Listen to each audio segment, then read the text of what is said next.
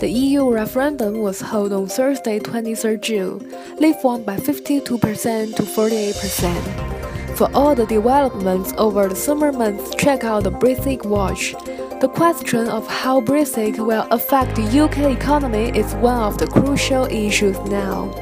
Leaving the EU will hurt the business and market confidence across the Eurozone. Cambridge University would lose £350 million a year. Finding a job for international students will be more difficult. But it's also a new opportunity for the UK companies. Their goods will become more competitive on the international market. We can see the world with profound implications for the economy of the UK. Now the slowdown is taking shape and the authorities must respond. Britain has voted for Brexit a month later. What's the economic impact now? Many economics warned over and over again that the Brexit could have awful ripple effects. Is that true or is just some word overblown?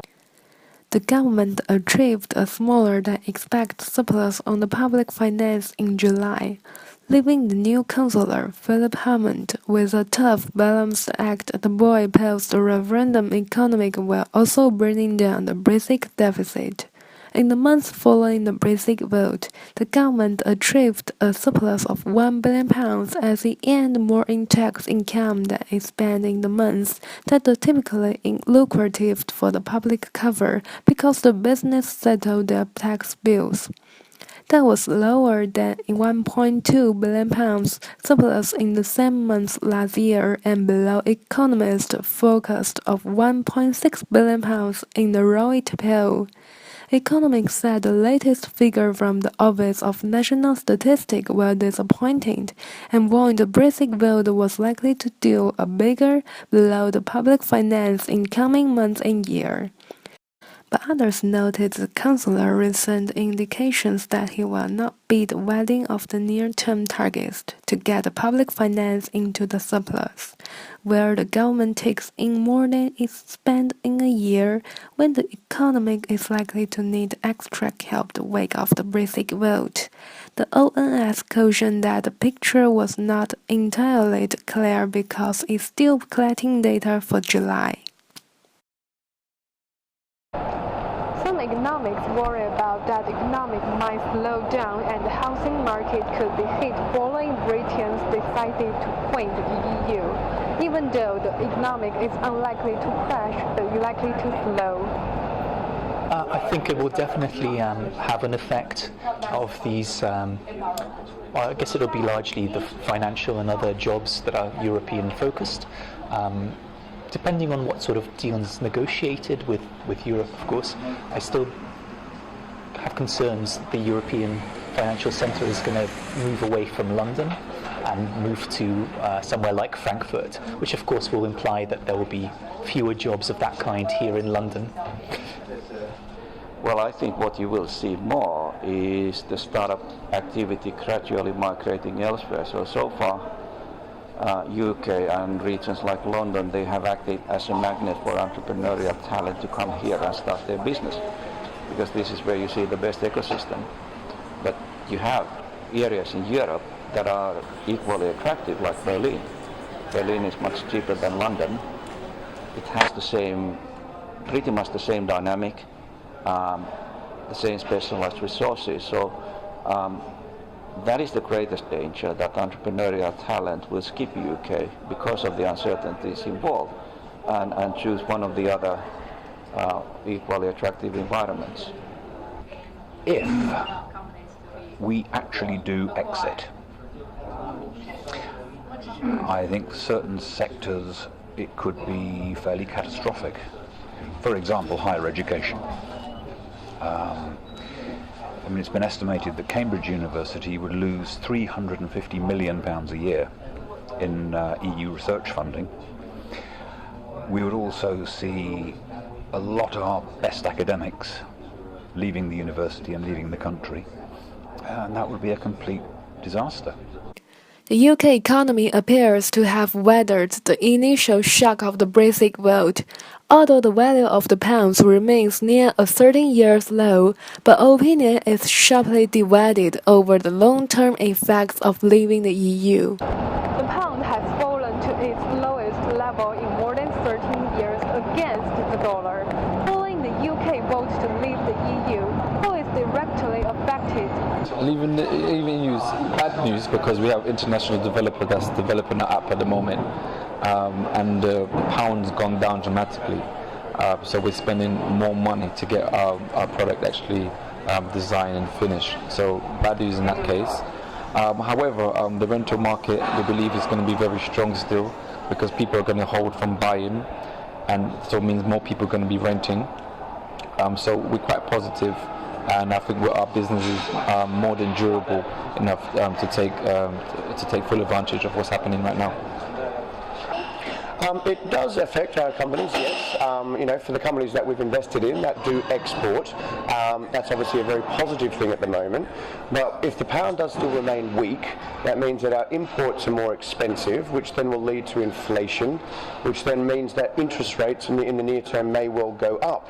But at the moment, they're even talking about dropping the interest rate to keep the markets and to keep the economic positiveness there, right? So it is affecting it, but at the moment we haven't seen in the last month a huge decline in orders. In fact, our sales have been going up.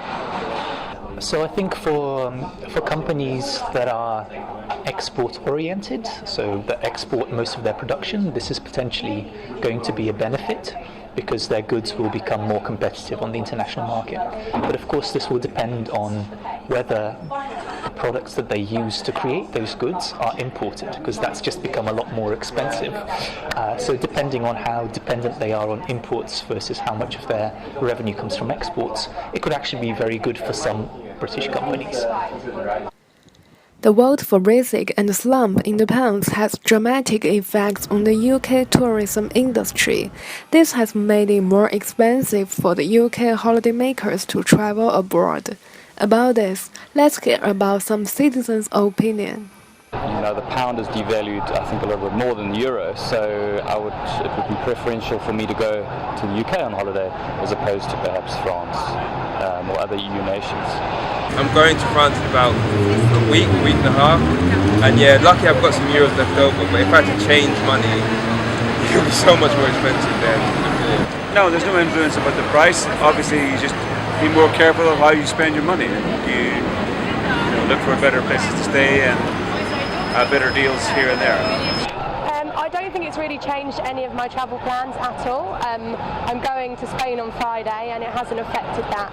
But I think if I was going for a long period of time, it would definitely affect what I would be doing. No, because it's always been more expensive in Europe, so we will adjust. We will adjust. It is more expensive to travel to Europe, but it's not going to stop me. If I want to go on holiday there, I'll go on holiday there. I just have to adjust my holiday budget accordingly, I suppose. But yeah, it wouldn't really affect me travelling to Europe.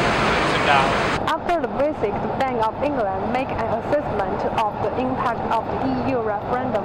They said that most companies were adopting the business as usual approach and were not cutting back on either investment or hiring.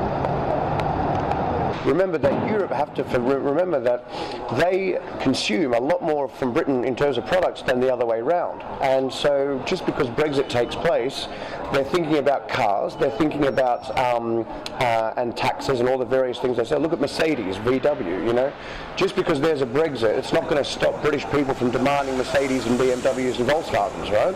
And Germany are not going to put, in my opinion, why would they try and reduce the number of sales from these companies into the British market?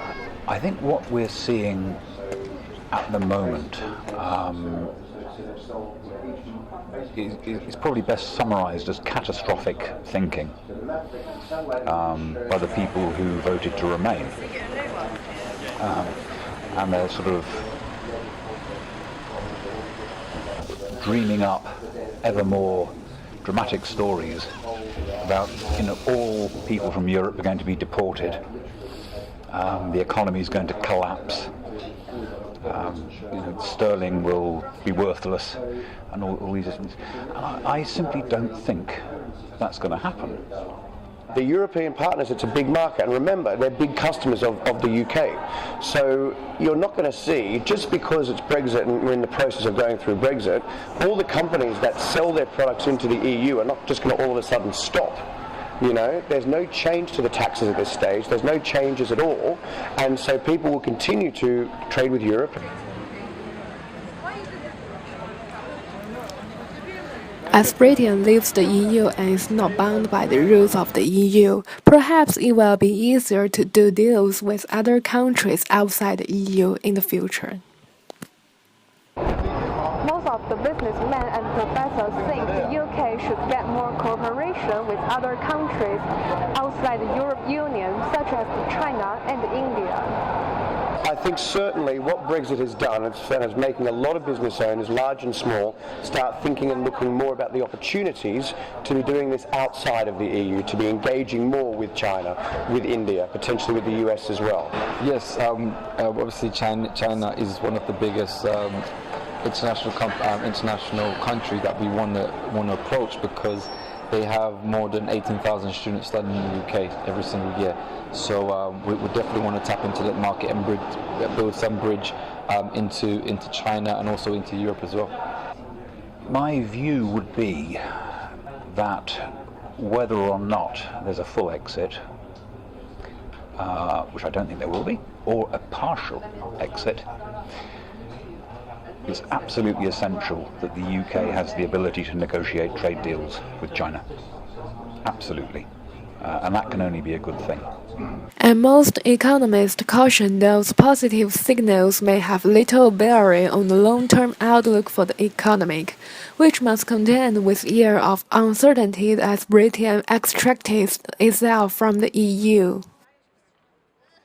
The effect on currency is more short-term, in my opinion. So much of the build-up in the value of the British pound was driven by expectations that UK would remain in the EU. So we are seeing some short-term fluctuations.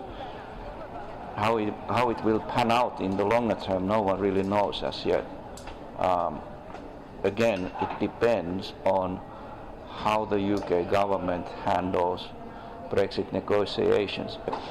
I think it's too early to tell at this stage. There's already talk of all of those who are in the UK already. So, as I said before, we're only a few weeks into this whole process, and it is going to be a number of months, maybe even years, until we know exactly where things are at. Even now, the UK economy is strong as usual. We have reasons to believe that the British economy can escape Brexit below. UK is still very, very credible. The certificate, our degree is very, very credible.